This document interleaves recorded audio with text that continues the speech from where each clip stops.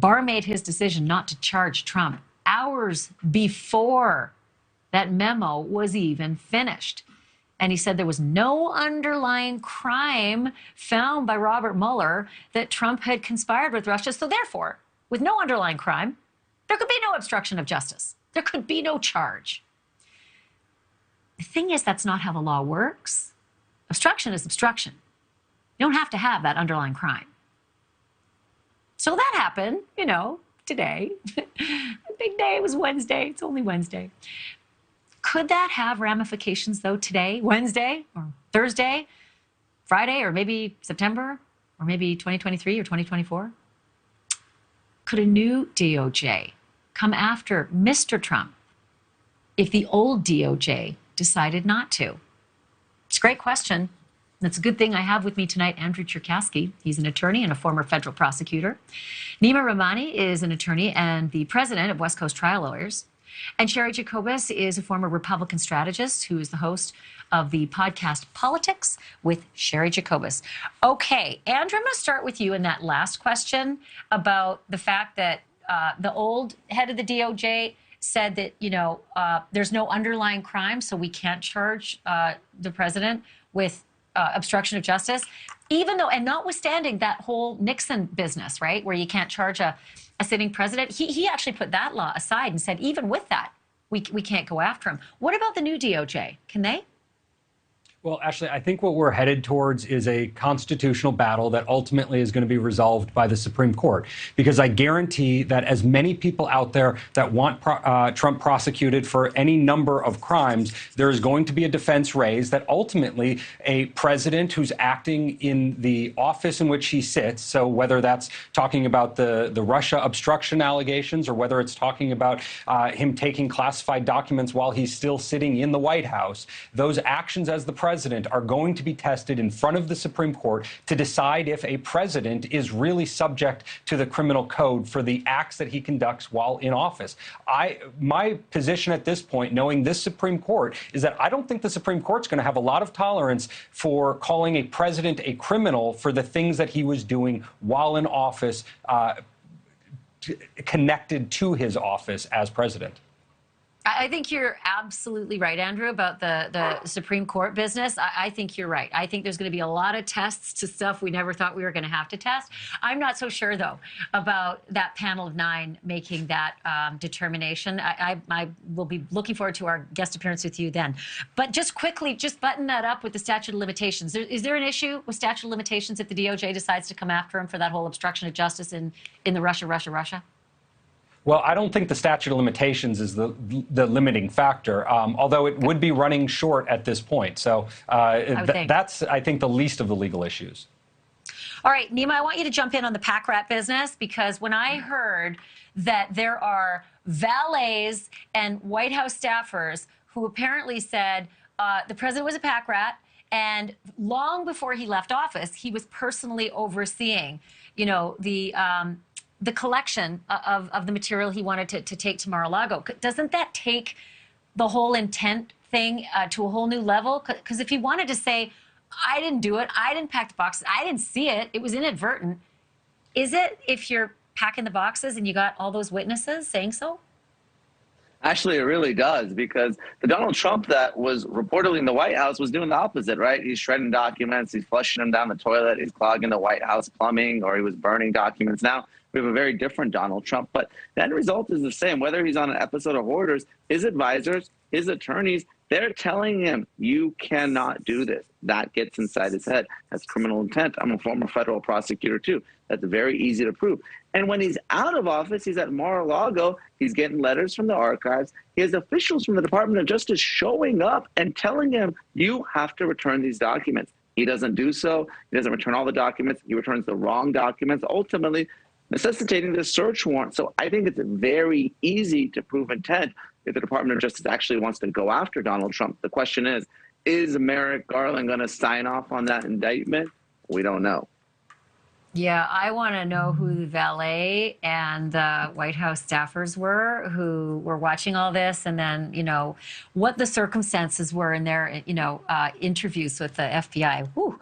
I actually want to see Donald Trump's reaction to it more. But, okay, Cheri, there's a new poll that I found so interesting because through all of this, I have been wondering how the country feels about it, right? There's, channels on the left screaming, put him in jail. And there's channels on the right screaming, this is unprecedented and it's a witch hunt. So the new poll is NewsNation's latest Decision Desk HQ poll. And it says that 61% of voters approve of this FBI search and only 39% disapproved.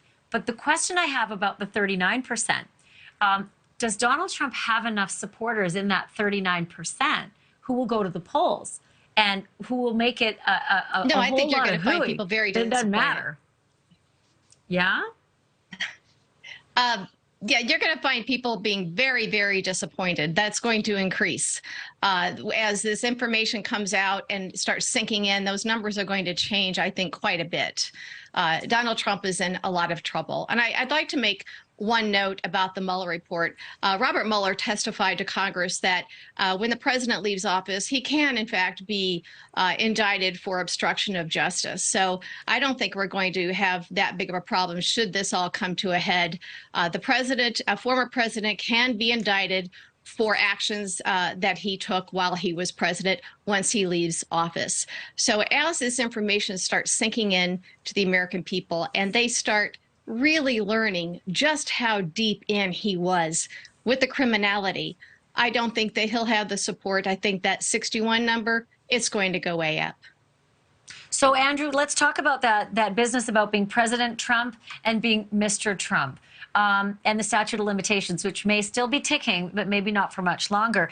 There's also the notion that the president kind of joined the 700 Club with the reporting yesterday that it's not just a few documents that got swept up, it's 700 classified pages that some of them are the most sensitive out there that could have a spy killed or tortured for years, or could derail billions of dollars and decades of spycraft to get a program in place.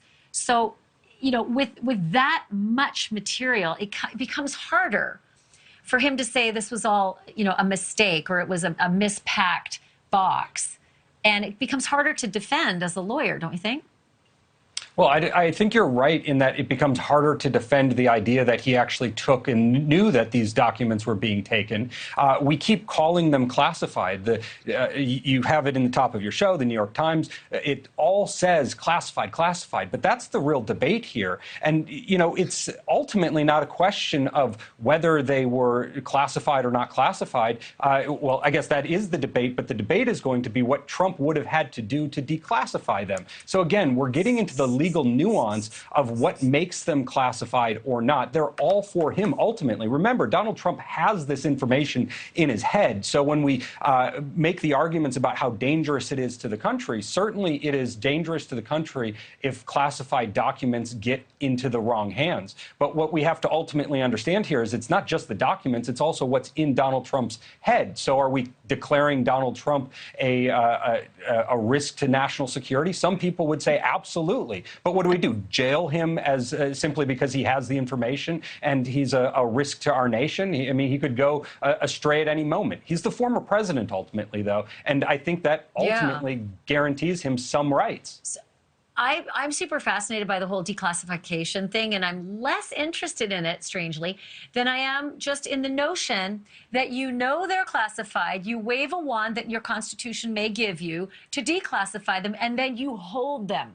Like Jerry Seinfeld said, it's the holding that matters, because in the Espionage Act, it's the holding. Anybody can take, but it's the holding. And that's where the law kicks in, the intent to actually hold secrets, not even classified, defense secrets. So that's really where I think it comes down to. And, Neama, juries, if this ever gets in front of a jury, juries want motive. The prosecutors don't have to give it, but they want it. And so what on earth could you possibly say in a court in front of a jury that would be the motive of a president to do this kind of thing, to hold those kind of documents? I think you'd argue to a jury that Donald Trump thinks he's above the law. If any of us took these documents, we'd be in federal prison right now. And with respect to the classification issue, that's a red herring. The Presidential Records Act applies to all documents. Doesn't matter whether they're classified or not. They belong in the National Archive. The Espionage Act you talked about was passed before the government's classification system. It relates to defense materials. No judge is going to allow this classification argument. It may be great for social media, but it's not a legal defense in a court of law. So he really has no defense, Neama, and that's why no reputable defense attorney. Do you think like a jury could hear he kept them to settle grudges, or he kept them to sell them later for money, or he kept them for leverage, later on, or maybe he kept them as artifacts, to brag about? Do you think a jury could actually hear that and believe that of a former president of the United States? If he's actually prosecuted, this is going to be the most politicized prosecution in American history. So if you're the DOJ, you got to weed out those jurors that are going to buy those types of arguments. You want people that are going to follow the law and make sure it applies to everyone. Doesn't matter whether you're a former president or Joe Schmo. No one's above the law. And if you get those types of jurors, that's what you need to actually get a conviction in a case like this. Don't even get me started on jury selection. I had to go through OJ, and then I had to go through Casey Anthony, but could you even imagine the oh, Lord. Peremptory. Okay, Andrew Cherkasky, Neama, Rahmani, thank you so much. Cheri, I'm going to ask you to do a little more work and stay over to the next story, because after the break, as all of Trump's legal troubles are swirling, Paul Manafort says he is convinced that Trump will run for president in 2024 regardless. And some say Trump should pick a woman as his running mate. But is there still a conservative female candidate that Trump has not yet offended or insulted in some way? We're going to lay out all the possibilities, and we're going to go down memory lane. And then also, food fight. Temperature is heating up in the Dr. Oz, John Fetterman online throwdown. So who's going to get cooked? Hear the latest killer clapback next. Thank you for watching. Go to newsnationnow.com to find NewsNation on your television provider. And don't forget to click the red subscribe button below to get more of NewsNation's fact-driven, unbiased coverage.